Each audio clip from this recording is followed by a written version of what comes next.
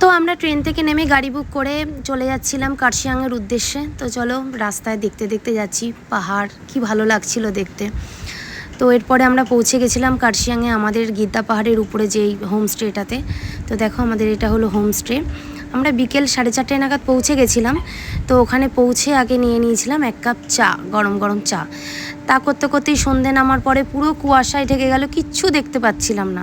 তারপরে দেখলাম কিছুক্ষণ পর কি সুন্দর পরিষ্কার পুরো হয়ে গেল। ওই যে নিচে দেখতে পাচ্ছ যেই আলোগুলো জ্বলছে ওটা হলো রোহিণী, তার নিচে হলো শিলিগুড়ি। তো পরের দিন সকালবেলায় ভোর 5টার সময় উঠে আমি আগে একটু ভিডিও ক্লিপ নিয়ে নিয়েছিলাম। খুব ভালো লাগছিল চারিদিকটা দেখতে, মন একদম মানে শান্ত হয়ে গেছিলো দেখার পর।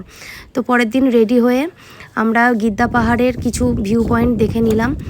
তো একটু ঘোরাঘুরি করার পরে গিদ্দা পাহাড়ের যে ভিউ পয়েন্ট আছে সেখানে গিয়ে একটু ছবি টবি তুলে তারপরে আমরা যাব।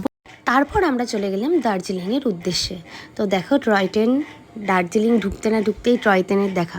তারপর আমরা কিছুটা সময় মেলে ঘোরাফেরা করলাম। ঘোরাফেরা করার পরে একটুখানি বসে তারপর আমরা গেছিলাম আমাদের হোটেলের উদ্দেশ্যে। হোটেলটা তোমাদের পরে দেখাচ্ছি। তারপরে একটু ঘোড়ায় চাপার ইচ্ছে ছিল, কিন্তু আমি ভয়ে চাপতে পারিনি, তাই এমনি মেলটা ঘুরলাম।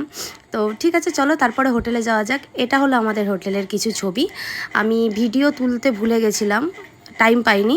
তো কিছু ছবি আমি তুলে রেখেছিলাম, কিছু পিকচার আমি তুলে রেখেছিলাম, তো সেগুলোই তোমাদের দেখালাম। এটাতেই আমরা ছিলাম দার্জিলিংয়ের একদম ম্যালের উপরে, এটা আমাদের হোটেল। তো কিছু পিক তুলে তোমাদেরকে দেখালাম। তো তারপর চলে গেছিলাম আমরা একটা রেস্টুরেন্টে মোমো খেতে। তো রেস্টুরেন্টেও ভিডিও নিইনি, কারণ অনেক লোক ছিল, একটু লজ্জা লজ্জা লাগছিলো। তো দুটো ছবি তুলে চলো এবার দেন আমরা হোটেলে ফিরে ডিনার করব।